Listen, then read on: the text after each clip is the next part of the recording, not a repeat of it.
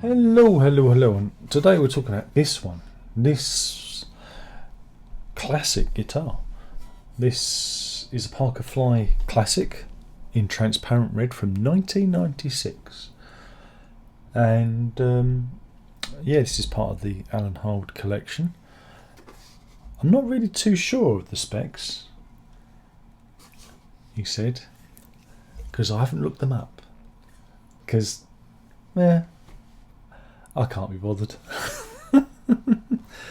So, what's the problem with this one? No, there's no problem with it. This is probably one of the most amazing guitars I've ever played.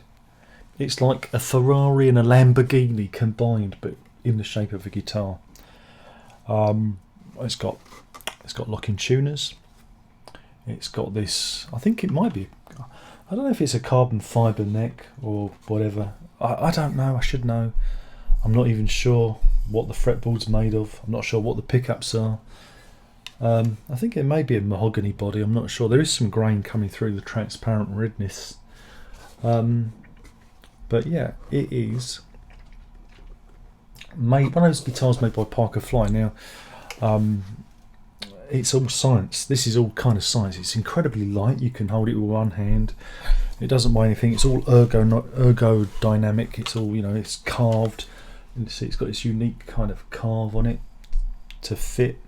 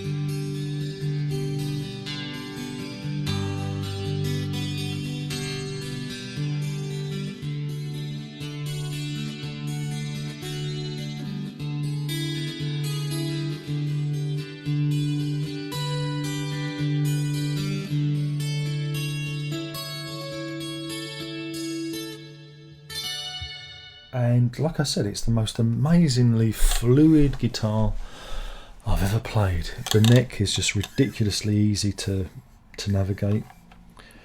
It has got, again, there's some controls on here. It's got a main volume. It's got a volume for the regular pickups and a tone. And it's got this dual concentric pot here, which does the volume and tone for a piezo pickup. And then you have, again, a switch that controls, so that's piezo, mix, and the regular pickups, or you can have it in the middle to blend.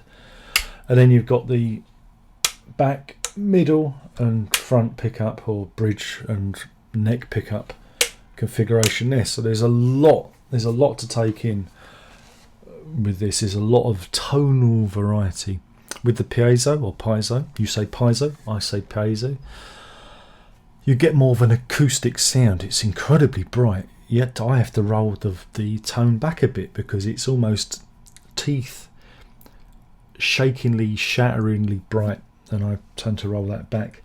So you can switch from having like a standard electric sound to an acoustic-y kind of sound and have a blend in the middle. So it's got that kind of flexibility in it. And then you have the two humbuckers, which you can, again, standard configuration. You can either have one or the other, or them both, and there's a tone knob. Again, even the pickups, the standard pickups are incredibly zingy, incredibly bright, and therein lies the rub. It's a unique guitar, and it has a unique sound, and the sound of it is not a draw for me. It has a very crystalline, very crystalline hard edge to the uppers.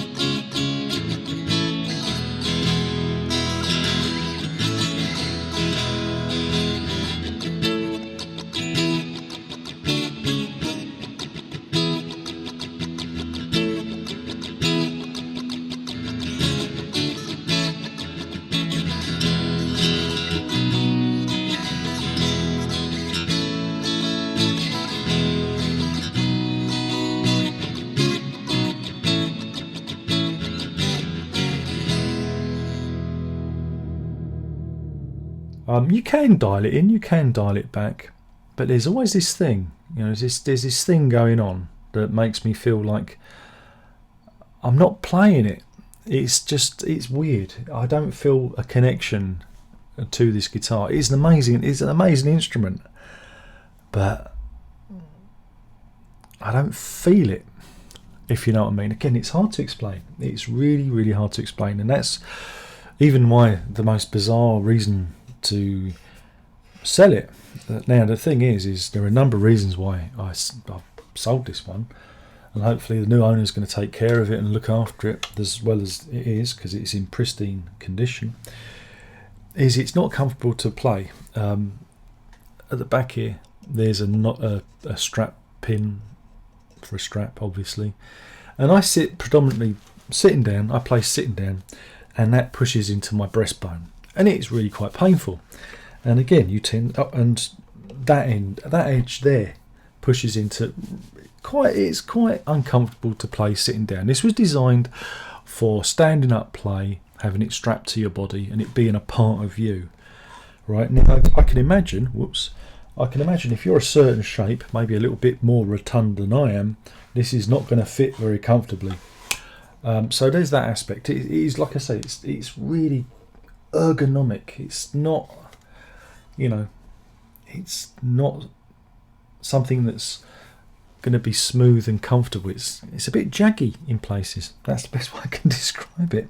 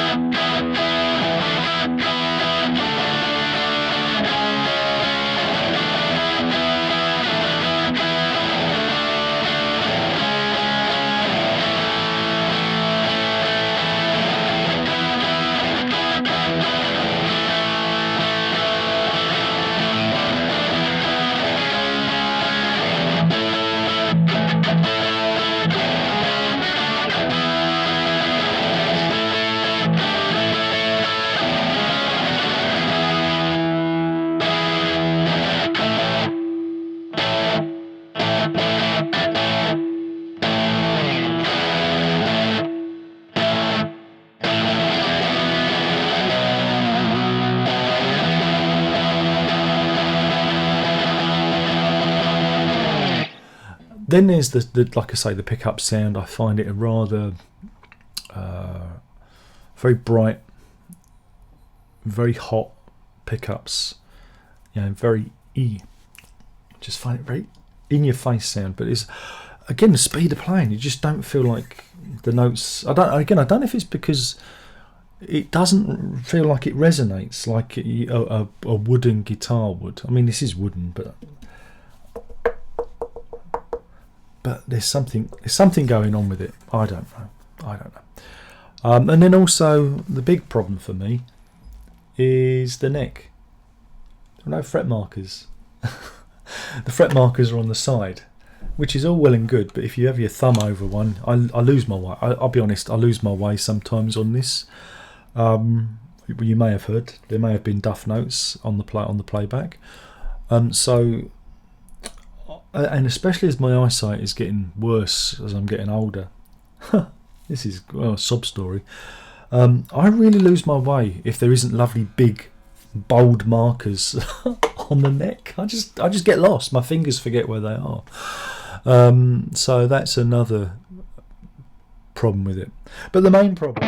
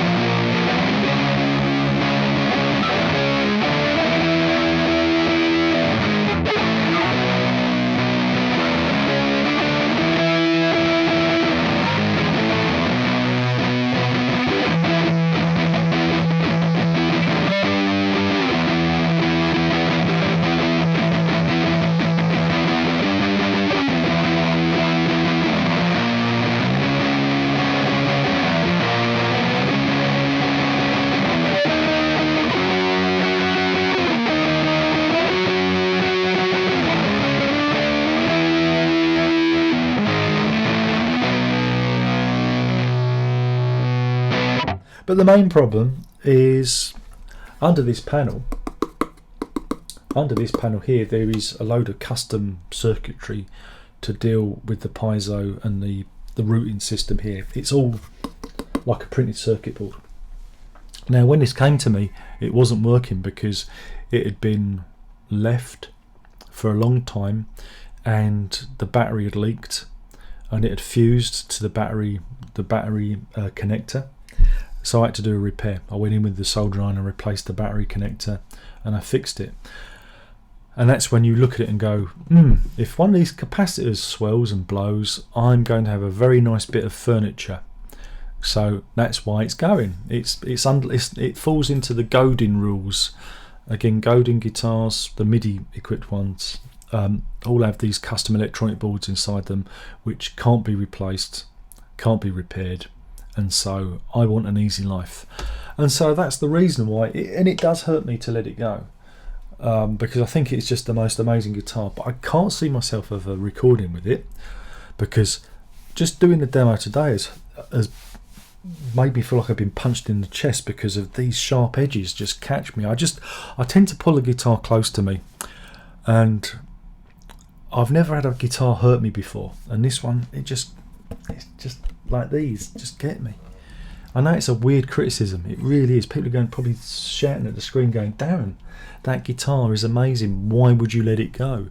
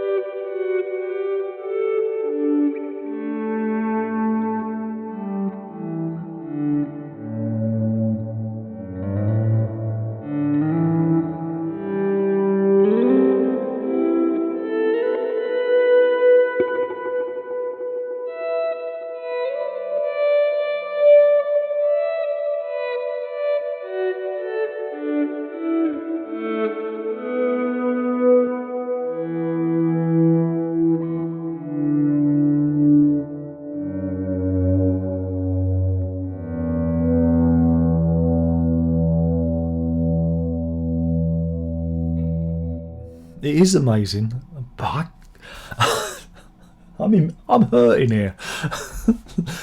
I know it was painful for you to listen to, but it was even painful for me to play, and that ain't good. So that's why I very reluctantly sold it, and like I say, it pains me to do that. But also, there's the space. I don't have space for all the guitars. I'm trying to get it down and trying it to be maybe a handful, literally a handful of guitars left in the collection.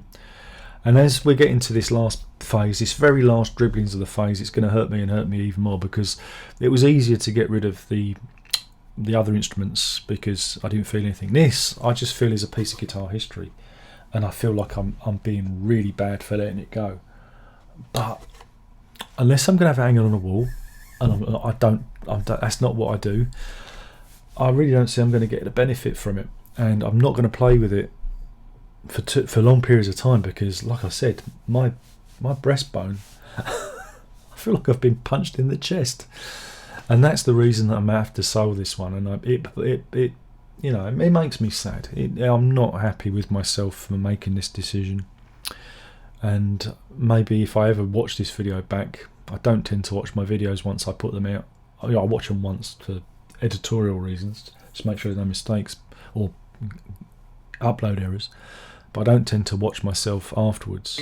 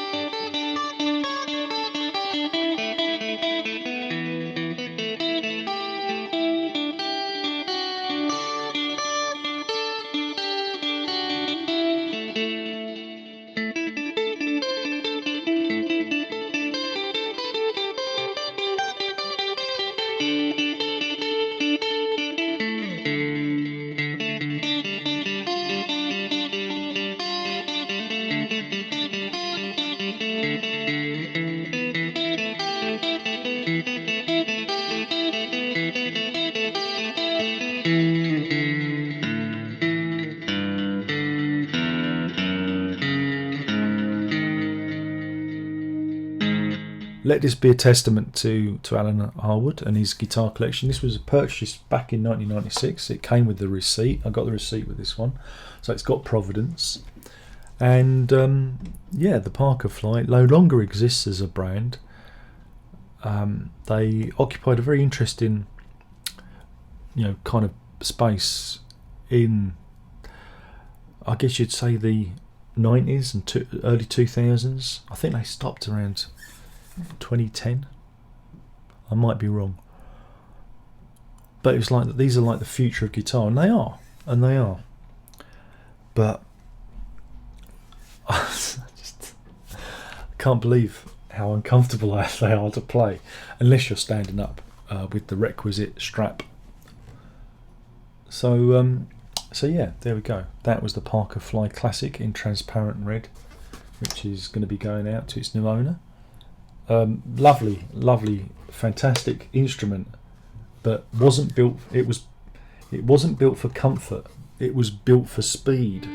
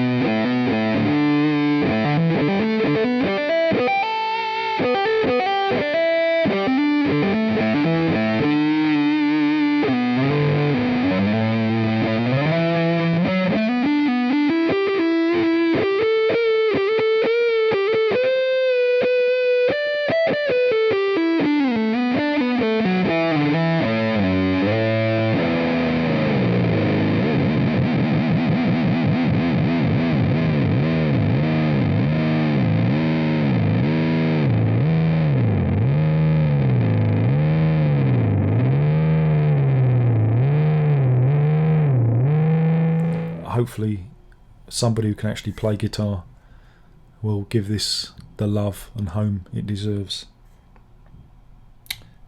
And that's the review. Thank you for watching. Hopefully you've enjoyed this. Please like and subscribe, because the algorithm wants you to do it. And yeah, there you go. That's another one bites the dust. And I don't know when this video will make it onto YouTube, but this was recorded on the 9th of June 2024. There you go. Thanks for watching. Ta-ta.